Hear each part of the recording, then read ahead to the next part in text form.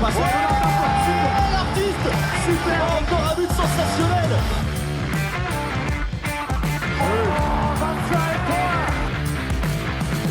That's a brilliant bit of follow-up play by Mahe. Oh my goodness me, what a shot. Sagosen setter det hen! Han setter den! De i semifinale igjen! Hello and welcome to the Uninformed Handball Hour, and it is our third preview podcast of the EHF European Championship, and we have a very, very special guest. And to introduce you to that guest, I'm just going to run through a few things that this player has achieved over the last little while. There was an European Championship gold in 2020, an Olympic bronze medal, then a World Championship gold medal 2021, where she also became the All-Star left back. That year, she also achieved an EHF CL gold medal. She also became the Final Four MVP with Vipers. Then she managed to win the Norwegian Player of the Year that year as well. Moving on from that, she won the Danish Championship Player of the Year. And most important of all, she was the 2021 Uninformed Handball Hour Player of the Year. I think it's clear right now who we're going to be talking about, and that is Henny Reistad, who has been a star skyrocketing over the last couple of years. She's achieved all of that between the ages of 20 and 23. So still a young player for many in this world, but achieved so much. So Brian and Chris got a chance to speak to her. And I think we can just go straight into that. Thank you for joining us, Henny. Heading into your fifth championship now with Norway, which is pretty wild considering you're still so young, but we're so used to seeing you at these championships now. How do you feel that your role in this Norway team has developed over the last few years? I'm actually glad it has. I still feel like it wasn't so long ago. I was a young and new player in the team, but I feel like my role has also developed natural with time. So I'm comfortable in this role, and I'm excited to learn more in that role as well. I think for a lot of people at previous tournaments, people were surprised to see you in your form, especially as an impact player. So coming off the bench, is that something that you think about, or do you just trust that you trust the system and you're happy just to help in any way possible, even if it is coming off the bench? Actually, I feel like I'm more of I can trust the process more because I understand the strength in team, and that to have me as a player that can come from the bench after 50 minutes with a lot of energy and fresh legs, I think that's so good for the team. But also, especially last times, it's been just different because I also want to play a lot, of course, and just have my use my strength as we can. But I know that it was the best for the team, and it has worked so good as well, the former championship. So therefore, I think it's for me it's been very good. It's such an interesting thing because we're looking at you, particularly in the last couple of years, and we're like, okay, here's one of the best players, if not the best player in the world at the moment, and she's waiting to come on and being thrown on. I mean, it's a great thing for Norway for the team to be able to have you, to throw you in there, but I guess there has to be some kind of frustration there. But you certainly in the World Championship last year, you seemed to make a real statement and take over games, and the final I think was huge for that. When you're about to head to these championships now and you're trying to make an impact just for yourself and also for the national team, is that something you think about, trying to make a statement or grow within the team, or is it something that is more seen from the outside? No, I think it's definitely something I think about, and especially that in our team we always want to get the most out of our players, and I think that for me as well, it's really important to get the most out of me. And of course, it's so different from one game to another on how I succeed and how what is best for the team. But I think also when playing with Stine and Nora, they know my qualities so well that that we have like so good conversation and dialogue on what we can do to be the best as possible.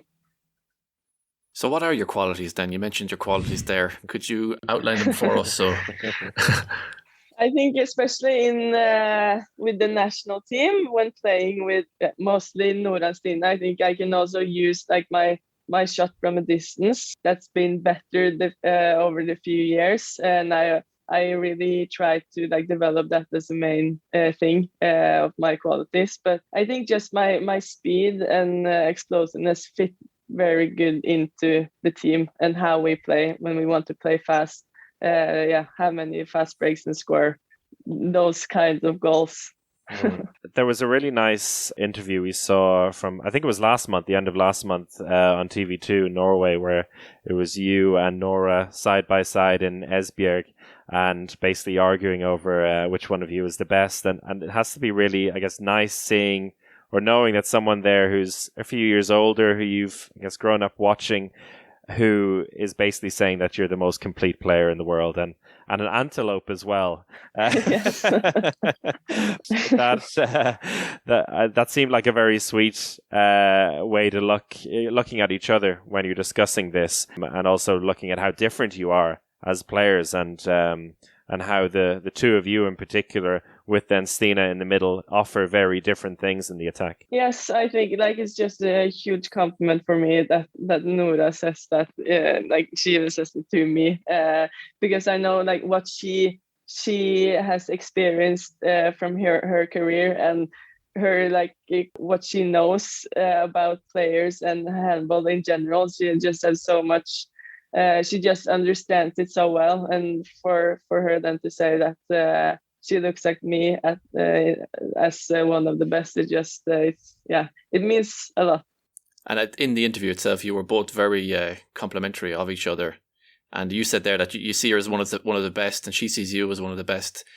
I know it's full of compliments and all smiles and laughing, but is there something deep inside you that drives you on when you're playing with her as well, to think, okay, Nora's doing this and Nora's doing that, I have to really push myself now to be as good?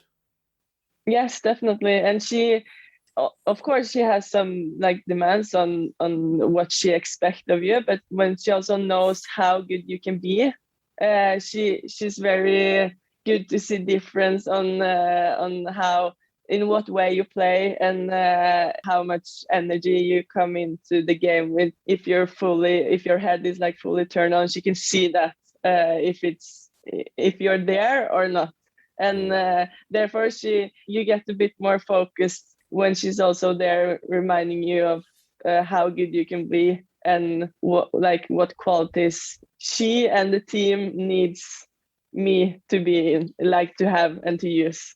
So what's she like then when you don't play well? She can be really understanding if there's something she sees that I'm not successful with, or if I'm not playing that well, but she's always trying to make me succeed, actually. So if it's not going well, she's trying to give me tips or advice on what can I do to be better, or what can I do different so I can succeed better. Like even if it's if I should go outside more than inside, or if I should shoot up or down, and she knows everything of that because she's well prepared and she's a smart handball player.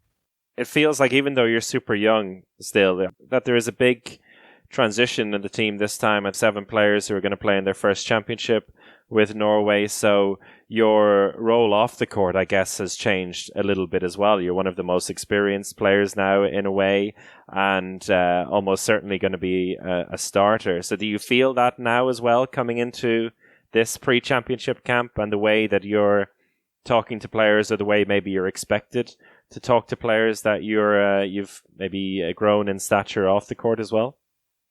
Yes, there's definitely a difference now that there are 7 debutants, and almost everyone is younger than me. I think it's like both of that for me, because I still feel pretty young, and that like the age difference from those who are debutants, to me, it's not big at all. So I can feel like closer to that. But also, since I have like going into my 5th championship and I've been through many experiences with this national team, I also have a lot to bring into the table for to them, and I can learn them a lot. So I feel like I can help them with a lot also because I'm younger as well.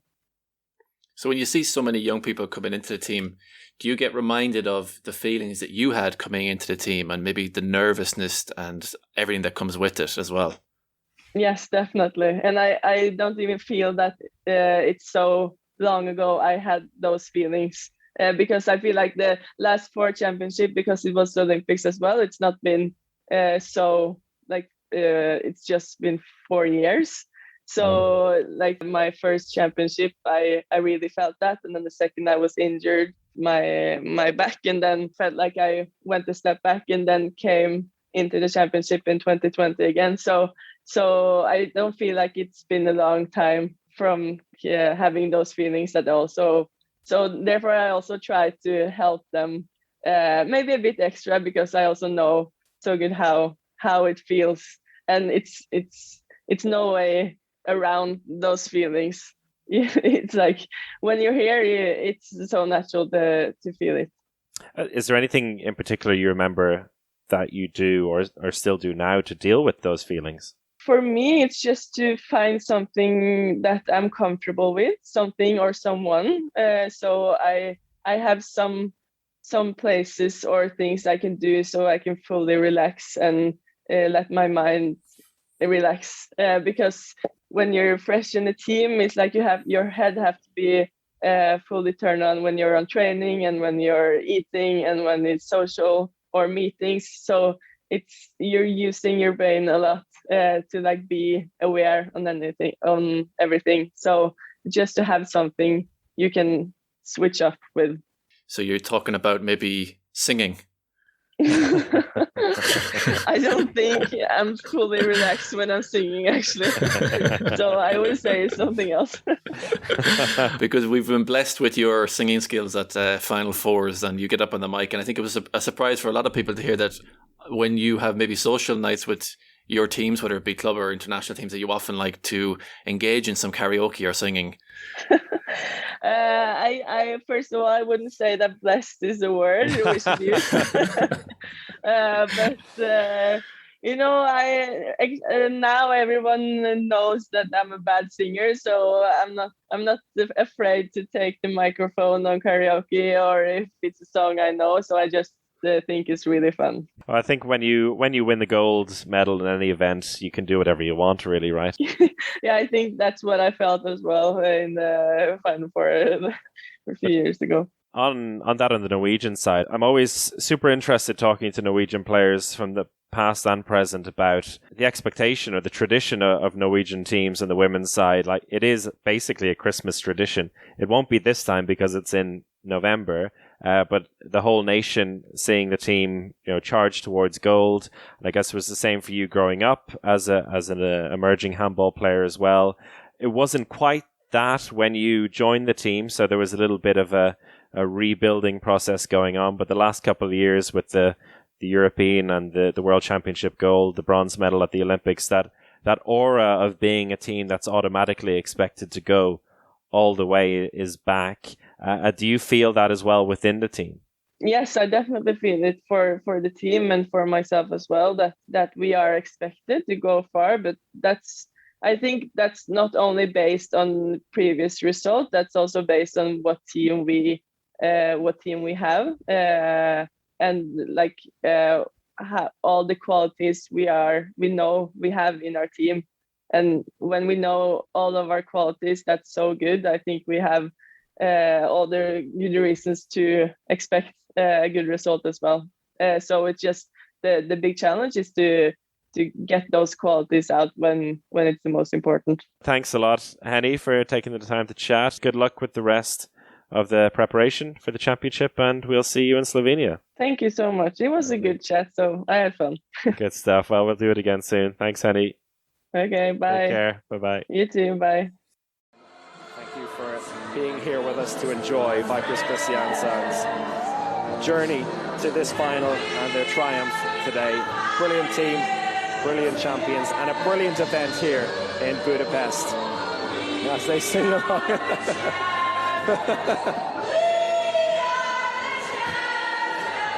I think this is a first. Henny Reistad singing along.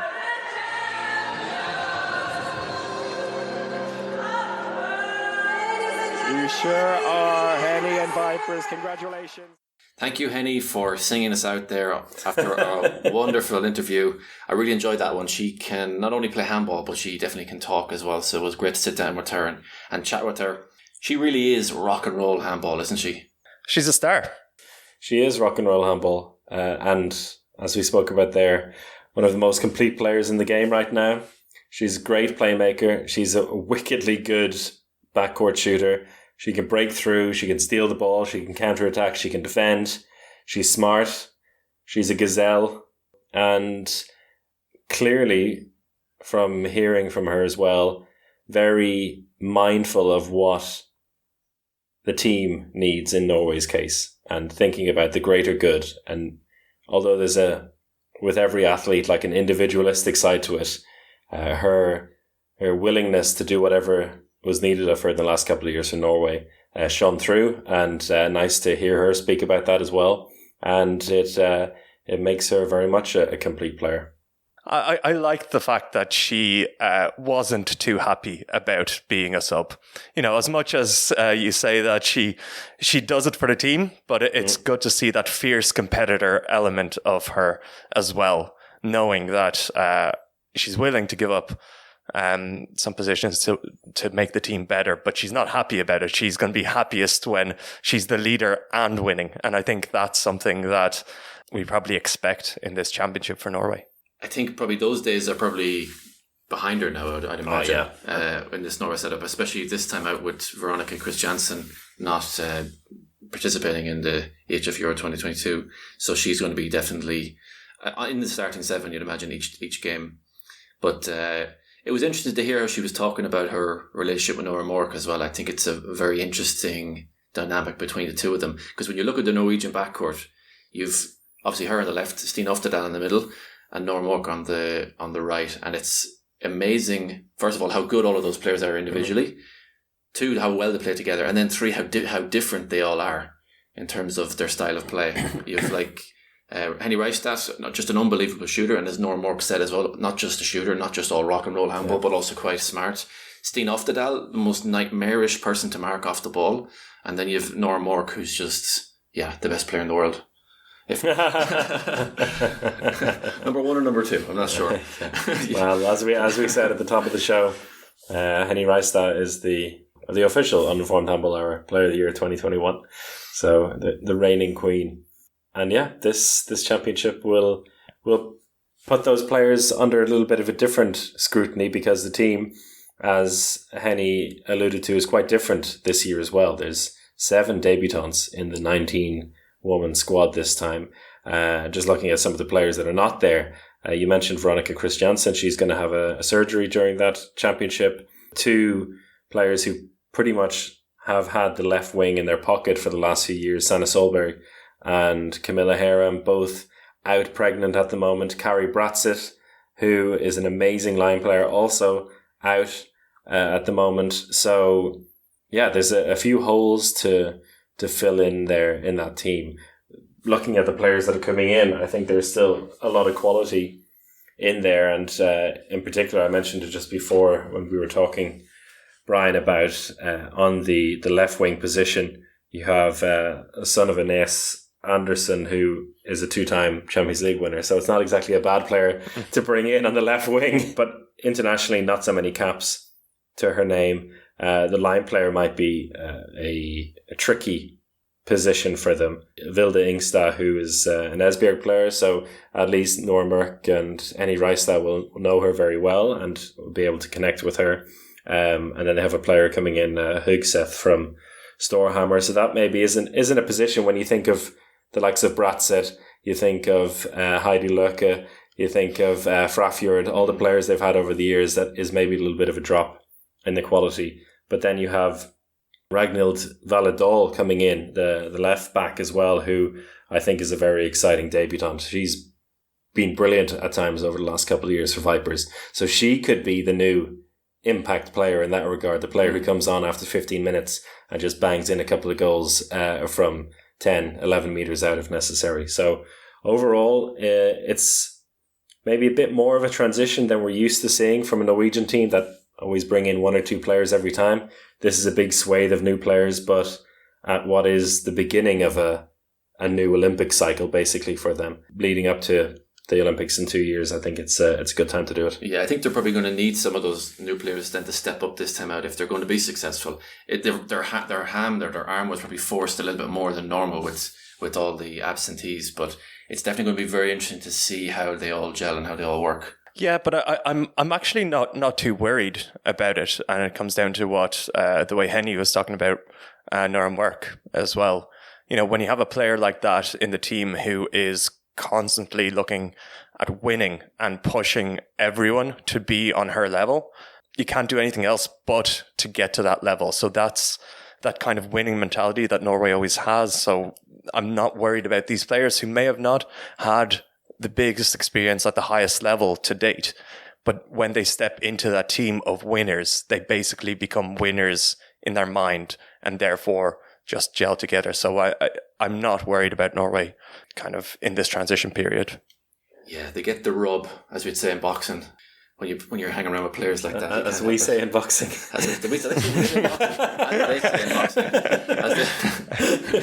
I've no new jobs, don't worry. But as I say in boxing, you get the rub. Yeah, we've seen it plenty of times before where players outperform when they put on the colours for Norway because of all the personalities that they're surrounded by. So yeah, exciting times, I think. Yeah, and 3 big games for them to warm up as well for this championship.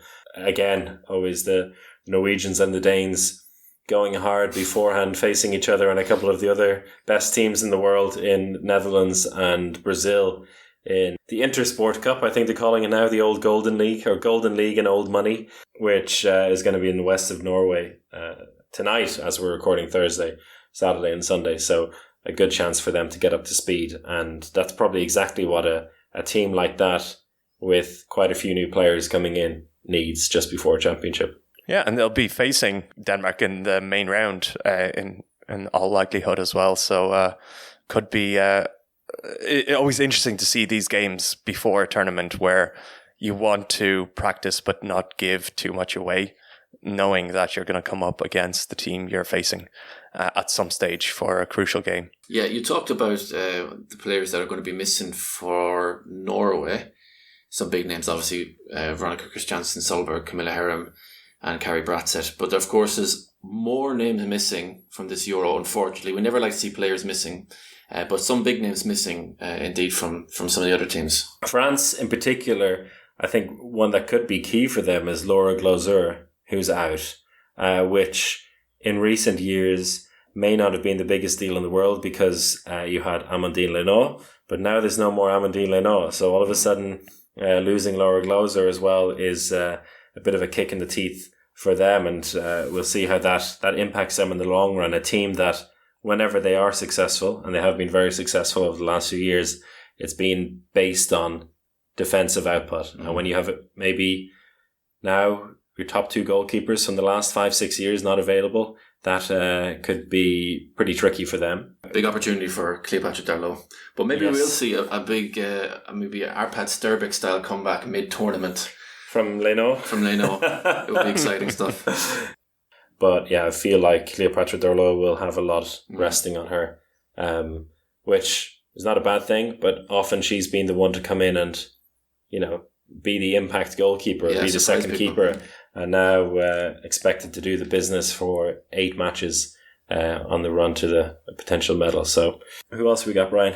Karina Pintea will be missing for Romania, and I think that's going to be a big loss for them on the line. She's out with a hip injury, and we've seen her, obviously, memories of her from the last Euro playing pretty incredibly. So that's a big loss for her, for that whole central part of the Romanian attack, which we've seen with linking up with Cristina Niagu has been key for them getting results over the years. So that's a big loss for them. Croatia, well, we spoke about them in the last podcast. Chamila Mitrojevic, who's out, that was guaranteed. A player who was kind of on the edge for them was Dejana Milosavljevic, who is out as well. So another backcourt player. missing. So basically, we're all set for them to get a medal, I think. This is exactly what happened 2 years ago. So more players being injured, and it'll end up positively for them. Not looking so good for Hungary, though. Yeah, Noemi Hafra had a bad knee injury, so she definitely won't be featuring, and that's a huge loss of their youth potential and really up-and-coming star. So that's a massive loss in the backcourt there for Hungary. Stenga Fodor is going to be missing also from the wing, so a solid player there on the wing too. So yeah, it's difficult to know what kind of Hungary team we're going to see turn up on the first day. Denmark's Mia Rai, who has been brilliant whenever she's had a chance to play for Denmark in recent years. Just a recent injury for her as well a couple of weeks ago. So she's been replaced by Michaela Muller. But yeah, it feels like there'll be a big gap in the kind of dynamic Danish attack. Yeah, hard to know exactly what we'll see from them now. Christina Jorgensen has moved to Metz, so she's playing Champions League regularly now. They still have, a good team in there with Anna Mette Hansen left back, maybe Jorgensen centre back, and Louise Borga at right back, or Mette Tramborg as well, but maybe lacking a bit of depth and a little bit of the, small and speedy players. They've got powerful and tall and long range shooters, but maybe missing a little bit of the trickiness. And of course, Lois Abbing is going to still be out. She's still out with her pregnancy, so that's obviously a big loss for the Dutch backcourt. Someone who's always in the highlight reels each Euro as well with her amazing backcourt shooting. So that's a big loss just for the Euro in general, because she's always a good one. Another key one for the Netherlands is Tess Vester, who is pregnant at the moment, so not available for the championship. I think she's always key for them in every championship. And again, another highlight reel player, whether she's making amazing one-on-one saves or incredible face saves. So a big miss for them. And Danica Snelder missing for the Netherlands as well. So could be a few younger players stepping up for the Dutch this time around. It probably leaves a lot of gaps for new players to rise, which is a positive note we'll finish on, I think, there. Yes, I think so. We'll see how those young players fill in now over the weekend as they all play the test matches before the Euro. I will speak more about them and bring you a couple of live shows next week just before the championship begins. Beginning on Tuesday evening, we're going to be live on the Home of Handball Twitch with a very special guest. We can't exactly reveal who that is yet, or it might jinx it. And then on Wednesday night, just before we head off to the Euro, we're going to do the big score prediction podcast. Hopefully not 3.5 hours. We'll try and keep it a bit shorter. We'll have some interesting guests and experts from all around Europe joining us for that as we look through each and every game in the preliminary round of the Euro. But until then, thank you, Brian. Thank you. And thank you, Alex. Thank you. And thank you, everyone, for listening. Goodbye.